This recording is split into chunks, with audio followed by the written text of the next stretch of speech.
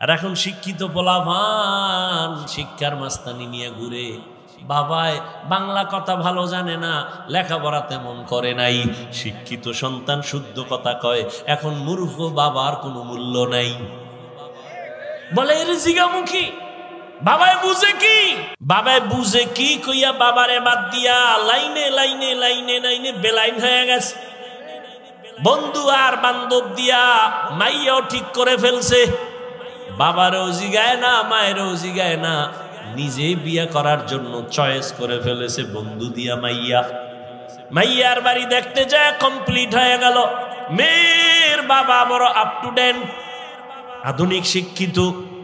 এই তোমার যে মাইয়াটা দিমু রাখবা কই, কয় বাবার বাড়ি, কয় বাড়িটা তো দেখা দরকার, কয় চলো।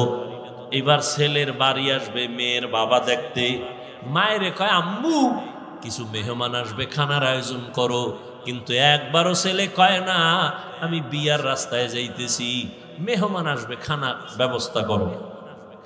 বুড়া বাবায় বুঝে না, বাবারে জিগেইব কি, মেহমান তারিখ মতো মা কষ্ট করে বুড়া মানুষ রান্না করেছে, বাবা ঘরের মধ্যে মেহমান আসছে, দুপুরের খানার আয়োজন, ধুমধামে মেহমানদারি চলতেছে। মেয়ের বাবা কানে কানে একজনের কয় একেবারে তো খারাপ না, আওয়াজটা বাতাসে যায় বাবার কানে লাগায় দিছে।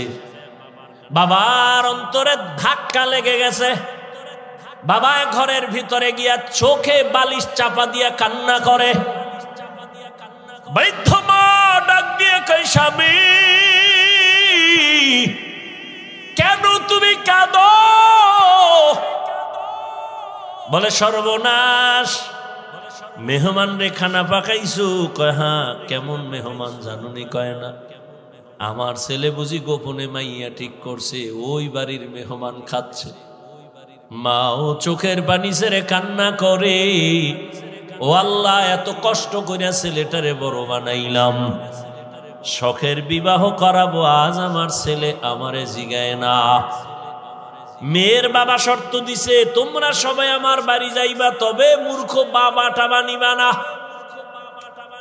এ মুরব্বি টুরব্বি লাগবে না, মুরব্বির এখন দাম নাই।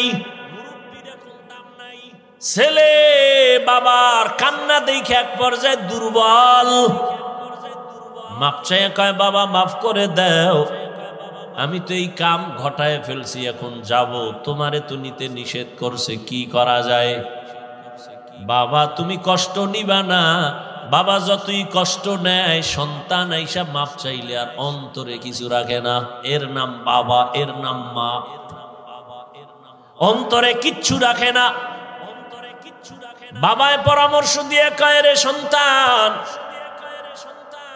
আমারে যদি না নাও দুঃখ নাই, তবে আমার মনে হয় আমারে যদি নিতি কঠিন বিপদ থাকলো তুই উদ্ধার হইতে পারতি।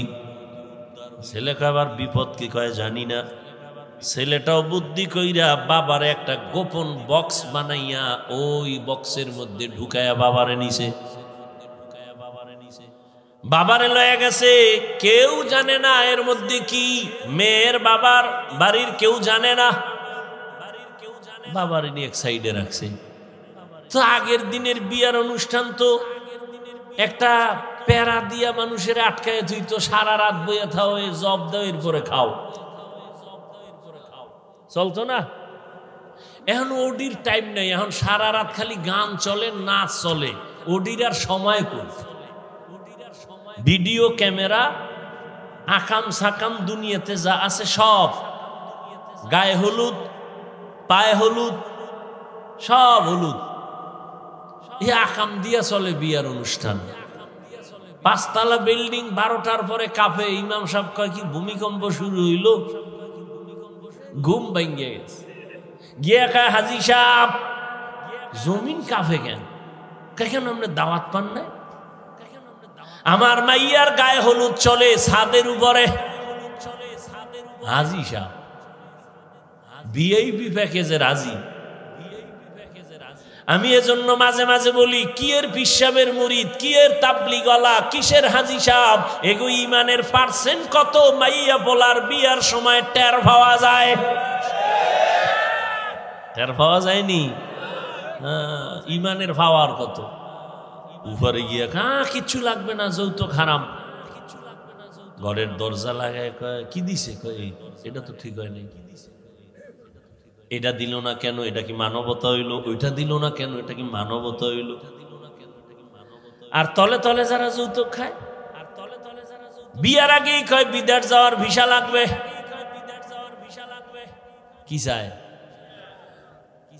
একটার ধৈর্য কই যাবি, কয় বিদেশ। ভিসা দেবে হোর বাড়িতে, বউ নিবি, কয় সম্ভব না। বিয়েটা করে বউ থুবি পাহারা দিবে, কয় ছোট ভাই। বানায় বলতেছি, একাম চলে না, চলে না। আল্লাহ হেদায়াত দান করে।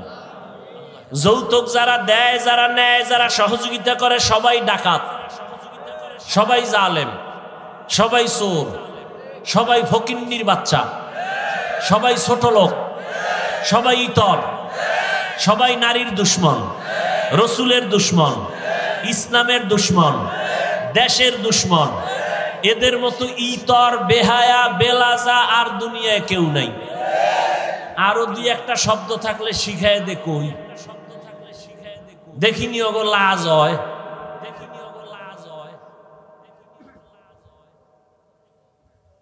আল্লাহ হেদায়াত দান করুন। এক যুবক কয় এত কিছু হই না, আর ভাল লাগে না, নিয়ত পাল্টাই লাগছে, খামু না, দেখি কি হয়। ফট করে কয় দুঃখ কি, আব্বা তো মান্যত করছে, ওটা খাইবি। এরকম বাপ আছে না? মাইয়া হইলে খুব বেজার, ছেলে হইলে। আর রহমতের নবী বলেন, আমি 4 কন্যার বাবা, আমার কোনো ছেলে নাই। ও কন্যার বাবারা, একটা কন্যা যদি পাও, একটা জান্নাতের মালিক। একজনে খুশি হয়ে আমি 4টে পাইছি, আমি 4 জান্নাতের মালিক। কয় মাইয়া, কয় জান্নাতের মালিক? মাইয়ারা কি আরে কয়, এরা আবার গ্রামীণ ব্যাংকের মালিক। কি কায়দা! ভাইরা আমার,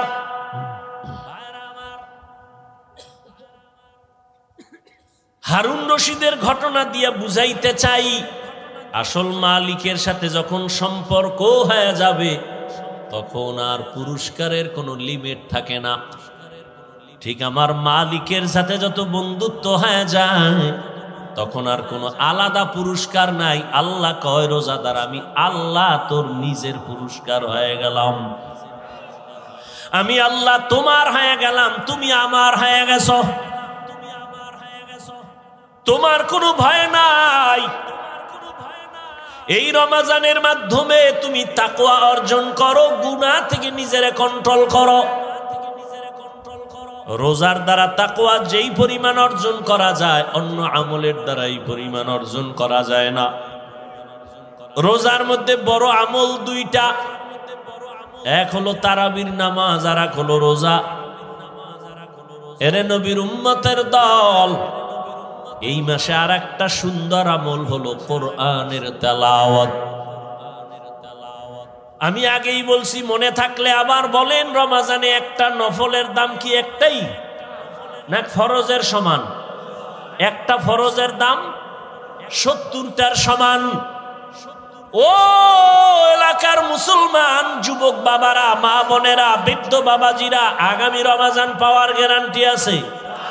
অতএব আমার অনুরোধ, এই রমজান যারা পাইছেন, পাবেন, আপনারা এই সময় নষ্ট করবেন না, নফল ইবাদত ছাড়বেন না। নফল ইবাদতের মাধ্যমে দাম কি হবে জানেন? কিয়ামতের দিন ফরজ আমলের যত ঘাটতি হবে, সব নফল দ্বারা পূরণ হবে।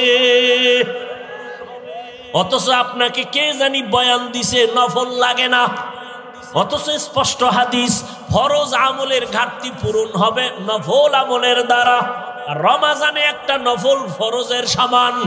এই রমজানে নফল ছাড়বেন কেন? ও তারাবি পড়নেওয়ালা বাবারা, আপনারা নফল যত পারেন বাড়ায় পড়বেন, কমপক্ষে 20 রাকাত যেন তারাবি হয়।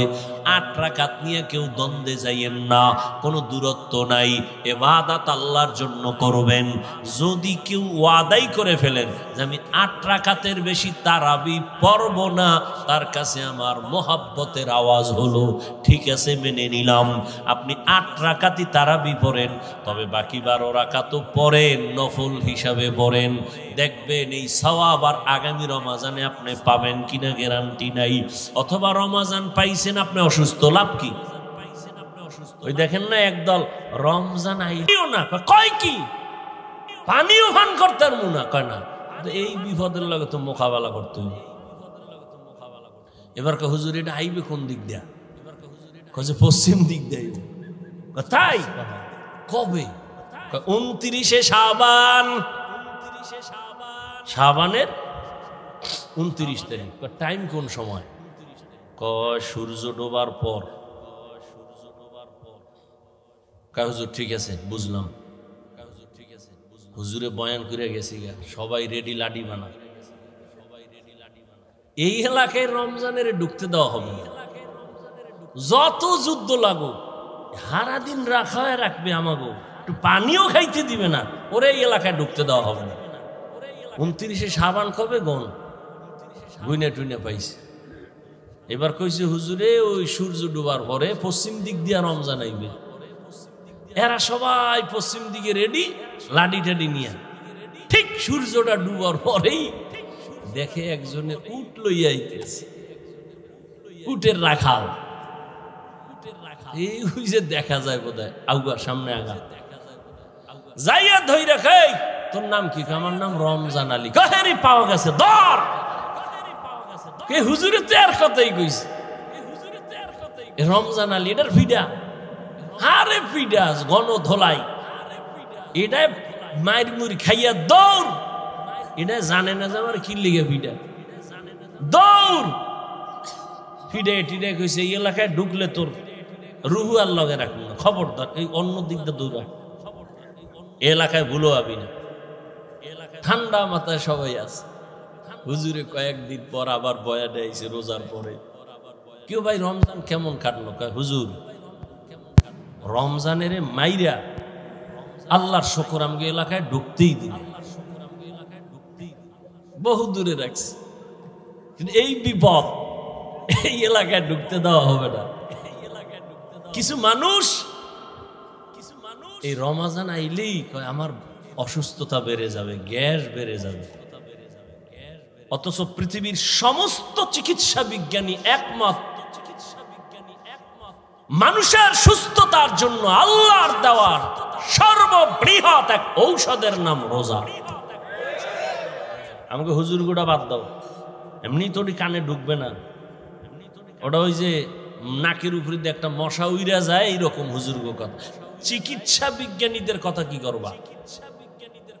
সমস্ত চিকিৎসা বিজ্ঞানী একমত, মানুষের জীবনের সুস্থতার মহা এক ঔষধ হলো রোজা। গত বছর হিন্দু এক ডাক্তার বিশাল এক আর্টিকেল লেখছে ফেসবুকে, আমাকে একজনে দেখাইছে, বিশাল রোজার কি শরীরের উপকার কি কি। এই জন্য রসুল শুধু রমাজান না, প্রত্যেক সোমবার বৃহস্পতিবারে রোজা রাখছেন। রোজা রাখি একটু কষ্ট লাগবে, দেখেন পরে অভ্যাস হয়ে গেল, শান্তি আর শান্তি। 3 দিন খাইবেন, 1 দিন রোজা, পুরা খানা দানার বডি ব্যালেন্সে চলে আসবে। আবার 2 দিন খাইবেন, আবার রোজা, পুরা বডি ব্যালেন্স। সুস্থতার জন্য রোজা, বিকল্প কোনো ঔষধ নাই। আর এক ঔষধ রাতের ঘুম। রোজা যারা রাখবেন এগো কি উপায়? আফসুস, আপনিও মুসলমান, আমিও মুসলমান, আপনার আল্লাহ আমার আল্লাহ এক, নবী এক, কোরআন এক, কাবা এক, ধর্ম এক। এরে যুবক,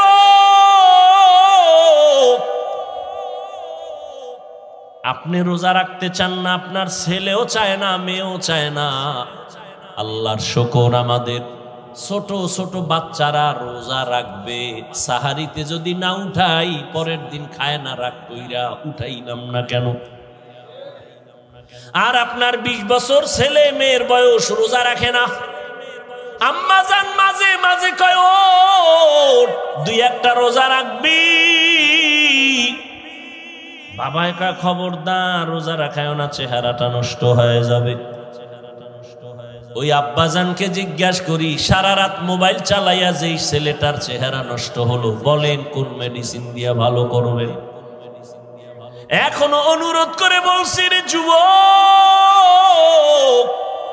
ও পর্দার আড়ালের আম্মা জানেরা বোনেরা, ও বৃদ্ধ বাবাজি, কয়দিন আর দুনিয়ার বাহাদুরি?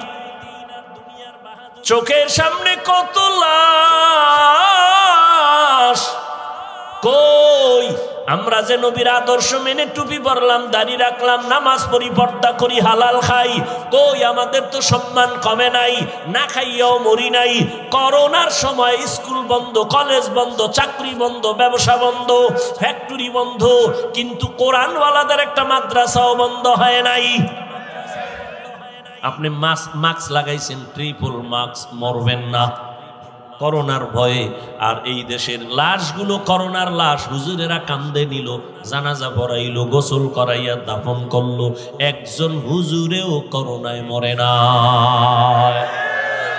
এরে আমার কলিজার যুবক বাবারা, আল্লাহ সম্মানের মালিক, ও এলাকার ভাইরা, ও যুবক বাবারা, এতক্ষণ আমি যে বয়ান করতেছি আমি একবারও কিন্তু আপনাদের বলি না আমার মতো টুপি লাগাও, স্কুল ছেড়ে মাদ্রাসায় যাও। আমি কওমি মাদ্রাসার সন্তান, তোমরাও যাও। আমি তাবলিগের লাইনের সন্তান, তুমিও তাবলিগে যাও।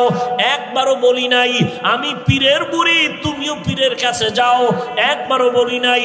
বরং আমি বলতে চাই যুবক, তুমি স্কুলে পড়ো, আমি হাফিজুর রহমান তোমাকে ধন্যবাদ দিয়ে গেলাম, দোয়াও করে গেলাম। তুমি স্কুলে পড়ে ডাক্তার হও, কলেজে পড়ো, ভার্সিটিতে পড়ো, তুমি ইঞ্জিনিয়ার হও, প্রফেসর হও, তুমি একজন সাংবাদিক হও, ওসি ডিসিএসপি হও, আমি দোয়া করে গেলাম, অন্তর থেকে বলছি।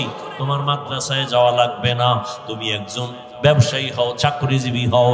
তবে আমি হাফিজুর রহমানের একটা ছোট দাবি, বিদায় বেলা তোমাদের কাছে, বেয়াদব হইও না রে বাবা। তোমার ব্যবহারে কোনোদিন যেন মা বাবা কষ্ট না পায়, তোমার আচরণে কখনো যেন আলেম কষ্ট না পায়, তোমার ব্যবহারে কখনো শিক্ষক যেন কষ্ট না পায়। কারণ মা বাবা যদি কষ্ট পাইয়া মনে দুঃখ নিয়ে বলে আহ, একটা নিঃশ্বাস ছাড়ে, ওই নিঃশ্বাসটা তোমার জন্য একটা আগুন। ওই আগুনটা যদি তোমার কপালে লেগে যায়, মরার আগে তোমার জীবন বরবাদ হয়ে যাবে। তোমার মতো যুবক, তোমার আচরণে শিক্ষক যদি কষ্ট পাইয়া দুঃখের নিঃশ্বাস ফেলে বলে আহ, এই কষ্টের নিঃশ্বাস যদি তোমার কপালে লাগে, তোমার লেখাপড়া ধ্বংস হয়ে যাবে। আলেমের দুঃখের নিঃশ্বাস যদি লাগে, চরিত্র নষ্ট হয়ে যাবে। এজন্য বললাম হে যুবক, স্কুলে পড়ো, কলেজে পড়ো, চাকরি করো, ব্যবসা করো, মা বাবার দোয়া নিয়া, শিক্ষকের দোয়া নিয়া, উলামায়ে কেরামের পরামর্শ নিয়া, নবীর আদর্শ মেনে জীবনটা চালাও। এবার বাস্তবে একটু তাকায় দেখো তো, তোমার মতো যুবক জীবনে মাদ্রাসায় পড়ে নাই, স্কুলে পড়ে, কলেজে পড়ে, সত্য কথাটা স্বীকার করো। তোমার মতো যুবক জেনারেল লাইনে থাইকাও নামাজ পড়ে, বলো আসেনি? তোমার দুই পায়ে হাত রেখে বলছি, বেয়াদবি মাপ চাই, রাগ করো না। বলো তুমি, মেধা আছে, বিবেক আছে, পশুকে আল্লাহ বিবেক দেয় নাই, তুমি বলো। তোমার মতো যুবক যদি স্কুল কলেজে পড়িয়া নামাজ পড়ে, বলো তুমি কেন পারো না রে বাবা? তোমার কি সমস্যা বলো? মা বাবার কি অভিশাপ লাগছে তোমার কপালে? আমার তো মনে হয় তাই, নাইলে অভিশাপ না লাগলে তোমার মতো যুবক যদি কলেজে পড়িয়া নামাজ পড়ে, বলো তুমি কেন পারো না? তোমার মতো যুবক যদি রাস্তায় গাড়ি চালায় নামাজ পড়ে, তুমি কেন পারো না? তোমার মতো যুবক র্যাব, আর্মি, পুলিশ, বিডিআরের চাকরি করে নামাজ পড়ে, বলো তুমি কেন পারো না? তোমার মতো যুবক ডাক্তার, প্রফেসর, ইঞ্জিনিয়ার 5 ওয়াক্ত নামাজ পড়ে, বলো তুমি কেন পারো না? তোমার মতো যুবক নদীর মধ্যে মাছ ধরে, নামাজ ছাড়ে না, ময়দানে কৃষি কাজ করে, নামাজ বাদ দেয় না, বলো তুমি কেন পারো না রে বাবা? আল্লাহর কসম, আল্লাহ তাআলা তোমাকে বারবার ডাকে, তওবা করো। কয়দিন আর গুনাহ করবা, কোন দিন হায়াত শেষ হবে জানা নাই। চক্ষু বন্ধ করে একটু গবেষণা করো, ভাবো, দেখো করোনার মধ্যে যুবকের লাশ ছাত্র জনতার আন্দোলনে দেখো যুবকের লাশ, যত লাশ দেখি শুধু যুবক আর যুবক, পানির নিচে, গাড়ির নিচে, ঘুমের বিছানায় যুবকের লাশ। কয়দিন আর বাহাদুরি করবা? জীবনে তো গুনাহ মনের ঝাল মিটাইয়া কম করো নাই, মনে চাইছে দাড়ি রাখবা না রাখো নাই, মনে চাইছে নামাজ পড়বা না পড়ো নাই, মনে চাইছে পার্কে যাবা দৌড়ায় গেছো, কারো বাধা তুমি মানো নাই, এখনো কি তওবা করবা না রে বাবা? মনটাকে শুধু একটা কথাই বুঝাও, এরে মন, তোমার মতো যুবক যদি জেনারেল লাইনে থাকিয়া চাকরি করে, ব্যবসা করে, লেখাপড়া করে, নামাজ পড়ে, তুমি কেন পারবা না রে বাবা? এখনো সময় আছে, তওবা করে নাও। আমার আল্লাহর কাছে মনে মনে বলো, ও দয়ার মালিক, জীবনে তো কম দাড়ি কাটি নাই, নামাজ কম সারি নাই, বেপরদায় কম চলি নাই। ও আল্লাহ, কয়দিন আর গুনাহ করব, কোন দিন আজরাইল আসবে তাও জানা নাই। তওবা করিয়া নাও, এই বরকতের মাস আর পাবা কিনা জানা নাই। ওই মায়ার নবীর আদর্শের মালা গলায় লাগাও, ওই রহমতের নবীর মালাটা গলায় লাগাই। ওরে যুবক, নবীর আদর্শের মালা গলায় লাগাইয়া কত বিধর্মী কালেমা পড়িয়া মুসলমান হয়ে গেল। আমার নবীর আদর্শ এত সুন্দর, যেই নবীর আদর্শের পাগল উড়ন্ত পাখি একটা গর্তের পিপিলিকা পর্যন্ত আল্লাহর কাছে দোয়া করে, আরজি করে, হে আল্লাহ, তুমি আমার একটু মদিনা দেখাও, আল্লাহ তোমার ঘর দেখায় দাও। আমার আল্লাহ অর্ডার দিছে, ও কবুতর, অমুক এলাকায় যাইয়া অমুক পিপিলিকাটাকে পায়ের সাথে লাগাইয়া মক্কা দেখায় দাও, নবীর রওজাটা দেখায় দাও। মদিনার নবীর রওজার এত মোহাব্বত, ও নবীর আশিক, ও পর্দার আড়ালের আম্মা জানেরা, বোনেরা, আপনাদের কত ধন্য জীবন। আপনারা নবীদের মায়ের মতো দামি মা, সাহাবায়ে কেরামদের মতোই তো আপনারা নারী, হাফেজে কোরআনের মায়ের মতোই আপনারা দামি। আপনারা তো আয়েশা রাদিয়াল্লাহু আনহার মতো নারী, ফাতেমা রাদিয়াল্লাহু আনহার মতো নারী, খাদিজা রাদিয়াল্লাহু আনহার মতো নারী। কয়দিন আর দুনিয়ায় বাঁচবেন রে মা? একটা সন্তানকে আদর্শ ডাক্তার বানায় যান, আদর্শ ইঞ্জিনিয়ার বানায় যান, আদর্শ প্রফেসর বানায় যান।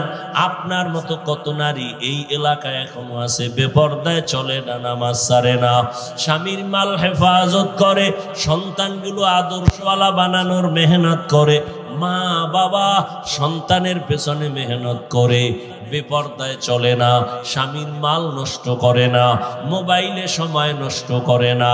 এরে আম্মা জানেরা, এখনো কি আপনারা তওবা করতে পারেন না? আল্লাহকে বিনয়ের সাথে বলেন মনে মনে, হে আল্লাহ, জীবনে আর নামাজ ছাড়বো না, বেপরদায় চলবো না, মোবাইলে সময় নষ্ট করব না, স্বামীর মাল হেফাজত করব, সন্তানগুলো আদর্শবান বানানোর চেষ্টা করব। রহমতের নবীর মোহাব্বত আর আদর্শ অন্তরে লালন করিয়া, ও বৃদ্ধ বাবাজি, আপনার মতো কত বুড়ারা মসজিদে গিয়া নামাজ আদায় করে 5 বেলার, আপনারা কেন পারেন না?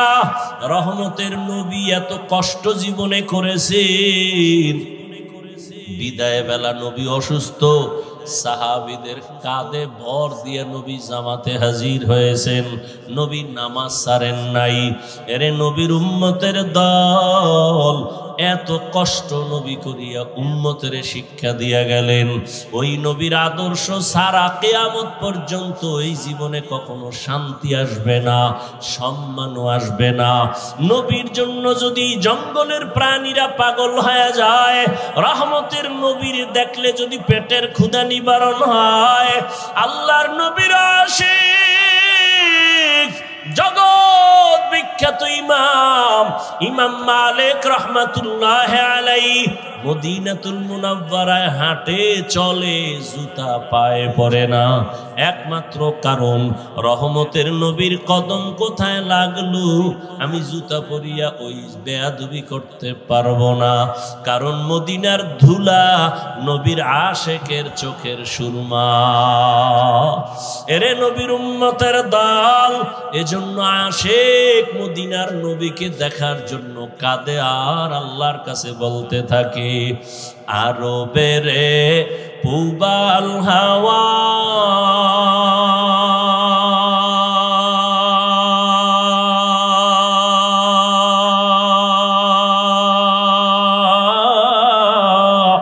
পশ্চিমে করে সুধামা,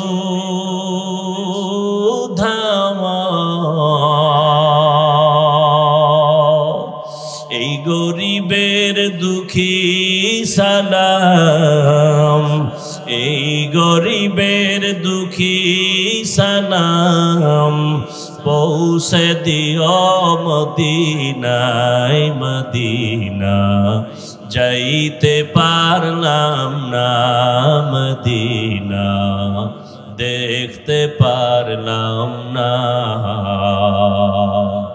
আমি অসহায় তাই এত দূরে রই, আমি অসহায় তাই এত দূরে রই, শুধু সালাম জানাই মদিনা, যাইতে পারলাম না মদিনা, দেখতে পারলাম না মদিনা। নাম কত সুন্দর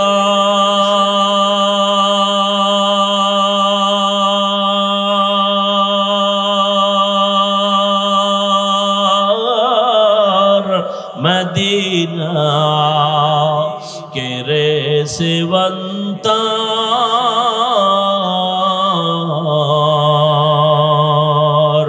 পাখির ন্যায় ডানা থাকলে, পাখির ন্যায় ডানা থাকলে, যেতাম মদিনায় মদিনা, যাইতে পারলাম না মদিনা, দেখতে পারলাম না।